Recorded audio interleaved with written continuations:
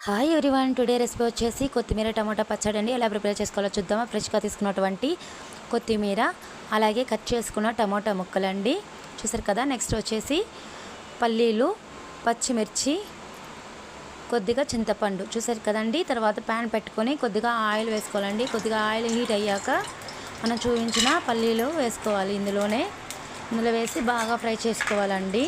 చూసారు కదా, ఈ విధంగా మొత్తం యాడ్ చేసుకొని బాగా ఫ్రై చేసుకోవాలి. ఈ విధంగా ఫ్రై అయ్యాక మనం చూపించిన పచ్చిమిర్చి కూడా ఇందులో యాడ్ చేసుకోవాలండి. మీరు కావాలంటే పచ్చిమిర్చి ముక్కలుగానే కట్ చేసుకోవచ్చు. నేను అలాగే డైరెక్ట్గా యాడ్ చేశాను.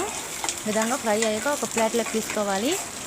తర్వాత వచ్చేసి అదే ఆయిల్లో టమాటా ముక్కల్ని యాడ్ చేసుకోవాలండి. ఈ విధంగా టమాటా ముక్కలన్నీ వేసిన తర్వాత బాగా మగ్గనివ్వాలి.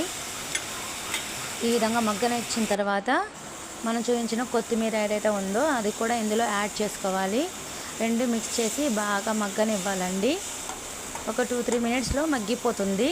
విధంగా మగ్గనిచ్చిన తర్వాత బాగా చల్లారిన తర్వాత ఒక ప్లేట్లోకి తీసుకోవాలండి. చూసారు కదా. తర్వాత వచ్చేసి మనం చూపించిన పచ్చిమిర్చి, పల్లీలు, జీలకర్ర వేసి మిక్సీ పట్టుకున్న తర్వాత టమాటా ముక్కలు, అలాగే మనం ఫ్రై చేసుకున్నటువంటి కొత్తిమీర ఏదైతే ఉందో మిక్సీ పట్టుకోవాలి. తర్వాత వచ్చేసి చింతపండు కూడా వేసి మిక్సీ పట్టుకోవాలండి.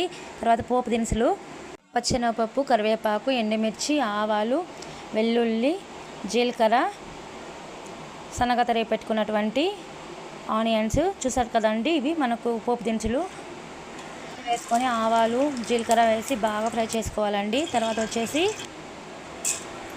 శనగపప్పు కూడా వేసుకోవాలి. ఈ విధంగా వేసుకున్న తర్వాత ఎండుమిర్చి, అలాగే కరివేపాకు వేసి బాగా ఫ్రై చేసుకోవాలండి. చూసారు కదా. అలాగే వెల్లుల్లి రెబ్బలు కూడా ఒక 3-4 వేసాను ఇందులో.